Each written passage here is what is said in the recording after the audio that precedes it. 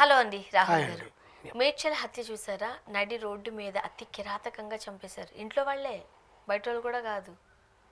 కారణాలేంటి? దీన్ని నేను వాళ్ళని ఏం సపోర్ట్ చేయట్లేదు, కానీ ఎంత విసిగిపోతే అవును. ఆ కుటుంబం ఎంత నలిగిపోయి ఉంటే ఆ మనిషిని అంత దారుణ హత్య చేశారు అనే దానికి ఒక ప్రత్యక్షమైన ఎగ్జాంపుల్ అన్నమాట. అంటే తాగి మద్యానికి బానిసయ్యి ఇంట్లో తల్లి పెళ్ళం పిల్లలు అన్న తమ్ముళ్ళు రిలేటివ్స్ ఎవరిని వావి వరసలు లేకుండా దుర్భాషలాడుతూ తిడుతూ కొడుతూ రోజు ఇదే పని. ఒక వారంలో ఒక రోజు అంటే ఎవరైనా సహిస్తారండి? పొద్దున్న నిద్ర లేచినప్పటి నుంచి తాగొచ్చి రాత్రి పడుకునేదాకా నువ్వు కొడుతూ ఉంటే ఎవరు సహిస్తారు? తల్లిదండ్రులు అంటే కన్నపాపనికి సహిస్తారు. తోడబుట్టిన వాళ్ళు అంటే ఎంతకాలం అని సహిస్తారు? తోడబుట్టిన వాళ్ళు కూడా పెళ్ళాం పిల్లలు ఉంటారుగా. సరే, తోడబుట్టిన వాళ్ళు కూడా సహిస్తారు. మరి ఎక్కడి నుంచో నిన్ను నమ్మి నీకు పిల్లనిస్తే ఆ అమ్మాయిని కూడా కొడుతూ ఇద్దరు ఆడపిల్లలు అంటండి, ఆ ఇద్దరు పిల్లల్ని కూడా కొట్టడము. చిన్న చిన్న పిల్లలు అంట వాడు. ఇది విషయాల్లోకి వెళ్తే మేడ్చల్లో ఒక ఆర్టీసీ డ్రైవర్గా పనిచేస్తున్న గన్య గగ్గులోత్ అనే అతనికి ముగ్గురు పిల్లలు, ఇద్దరు మగపిల్లలు ఒక ఆడపిల్ల. సో ఉద్యోగరీత్యా ఆయన అక్కడ ఉద్యోగం చేసుకుంటూ మేడ్చల్లో కాపురం ఉంటున్నాడు. Government employee. ఆయన కొడుకు ఉమేష్, ఇప్పుడు ఎవరైతే చనిపోయారో అతని పేరు ఉమేష్. 25 ఏళ్ళు ఉంటాయండి, 24 ఏళ్ళు. అతనికి పెళ్ళయ్యి ఇద్దరు పిల్లలు. సో ఆ ఇద్దరు పిల్లలు చిన్న పిల్లలు. ఆ అమ్మాయి కూడా ఎక్కడో ఎవరింట్లలో పని చేసుకుంటూ బతుకుతోంది, ఎడ్యుకేటెడ్ ఏం కాదు. వీడికి ఉద్యోగం లేదు, ఏమీ లేదు. వీడు శుభ్రంగా తాగడము, నాన్న తెచ్చిన డబ్బులో అమ్మ తెచ్చిన డబ్బులో ఉన్న ఆ ప్రాపర్టీలో తాగడము, తమ్ముళ్ళతో గొడవ పడ్డము. చిన్నాన్న కొడుకులు వాళ్ళు కూడా వస్తారు కదా, అంటే తాండాలో ఉంటారు కాబట్టి, ఆ బంజారా తాండాలో ఉంటారు కాబట్టి వాళ్ళ దాంట్లో రిలేషన్స్ అంతా చుట్టుపక్కలే ఉంటారు, బావలు పిల్లలు అంతా. సో వాళ్ళతో గొడవ పడ్డము పొద్దున్న లేచినప్పటి నుంచి. సరే ఆటో నడుపుకోరా బాబు, ఏదైనా ఇప్పుడు నేనైనా డ్రైవర్గా చేస్తున్నాను, నాకు ఎట్లా వచ్చింది, నా తదనంతరం పెద్ద కొడుకుగా నీకే వస్తుంది అది జాబు, ఈ లోపల ఆటో అయినా నడుపుకో నువ్వు అంటే ఆటోలో వెళ్ళే వాళ్ళని కూడా తాగి ఇబ్బందులు పెడుతుంటే ఆటోని సీజ్ చేశారు పోలీసులు ఒకప్పుడు. వాడికి ఇంకేం చేయాలో అర్థం కావట్లా. వెళ్ళడం, పొద్దున్నే ఇంట్లో తినడము, పెళ్ళాం చేత వంట వండించుకోవడము, వెళ్ళి మందు తాగేసి ఇంటికి రావడము, కొట్టడము.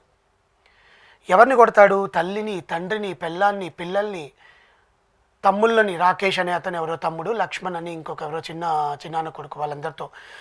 అలాగే మొన్న సండే నిన్న పొద్దున ఇలాగే రోజువారీగా వెళ్ళి తాగేసి వచ్చాడు. సండే అంటే ఎక్కువ తాగాడు ఇంకా ఆయనకి.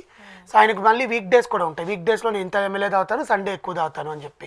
అంటే ఇవన్నీ వాళ్ళ వైఫ్ చెప్పిన కథనం అనమాట. అంటే ప్రాణాలు తీసేంత కోపం వీళ్ళకి ఎందుకు వచ్చింది అంటే ఇదే రావడము, ఇంకా ఇష్టం వచ్చినట్టు కొట్టడము. బీర్ సీసా తీసుకొచ్చి పగలు కొట్టాడంట ఆ తమ్ముడి మీద, సొంత తమ్ముడి మీద, రాకేష్ మీద. రాకేష్కి 22 ఏళ్ళు ఉంటాయి, ఆ లక్ష్మణ్ అనే అతనికి 21 ఉంటాయి. తమ్ముళ్ళు, సొంత తమ్ముళ్ళు. ఇంకట్లా కొడుతుంటే ఇద్దరు బియర్ సీసాలతో పగలు కొట్టుకుంటుంటే వీడు ఇంట్లో నుంచి పరిగెత్తి హైవే మీదకి వచ్చేసాడు. అంటే వాళ్ళ తాండా కరెక్ట్గా హైవేకి దగ్గరలో ఉంటుంది.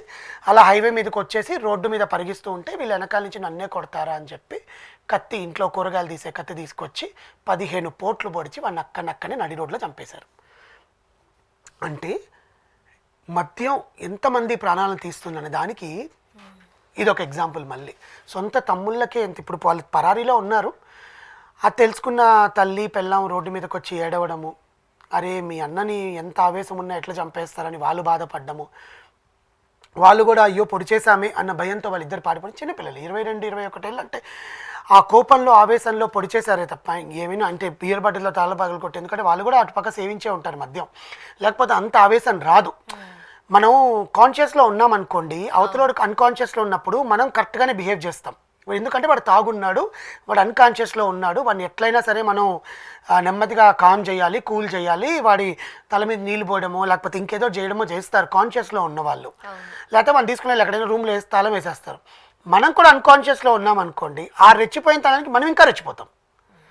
దాంట్లోనే ఆ ఇద్దరు వెళ్ళి చంపేయడం. దీని వెనకాల ఇంకేమైనా ఉన్నాయా అనుకుంటే వాడికి కోపానికి అక్రమ సంబంధాలు కూడా అంటకడుతున్నారు పోలీసులు. జరిగిన విచారణలో ఎవరైతే ఆ వైఫ్ ఉందో ఆ అమ్మాయి వాళ్ళ తమ్ముడితో రిలేషన్లో ఉందని, ఆ సొంత తమ్ముడు రాకేష్తో, ఆ విషయంలో ఫస్ట్ స్టార్టింగ్లో గొడవలు అయ్యేవని, కుటుంబం పరువు పోతుంది కదా అని చెప్పి వీళ్ళు మాట్లాడి ఇంట్లో సెటిల్ చేద్దాం అనుకున్న టైంలో వీడు తాగేసి వచ్చి ముందు ఆ అమ్మాయిని కొట్టడం, అక్కడ ఏదో చూడడం. ఓకే. సో దానివల్ల ఈ గొడవ మొదలయ్యి వీళ్ళిద్దరు వెళ్ళి వాడిని చంపేసేంత వరకు.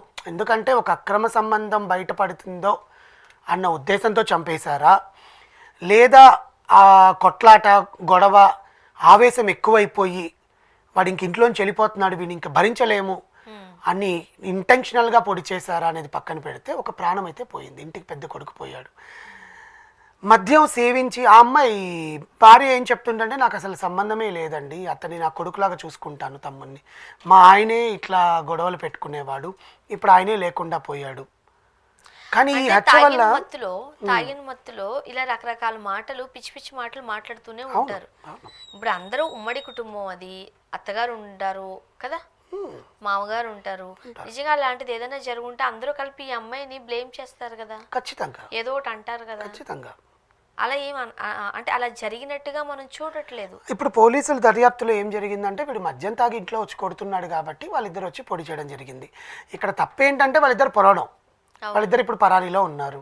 ఫ్యామిలీకి ఎంత భ్రష్టు. అసలు ఆ సిచ్యువేషన్ నడి రోడ్డు మీద ఎంతమంది చూస్తుంటే, నడి రోడ్డు మీద హైవేలో జాతీయ రహదారి NH-44లో పొడి చేయడం అనేది ఇంకా ఆలోచించండి. నేషనల్ హైవేలో అసలు మొత్తం అక్కడ స్తంభించిపోయాయంట. అంతే పొడి చేసి వాళ్ళు అటు నుంచి అటు పారిపోయారంట లారీ ఎక్కి.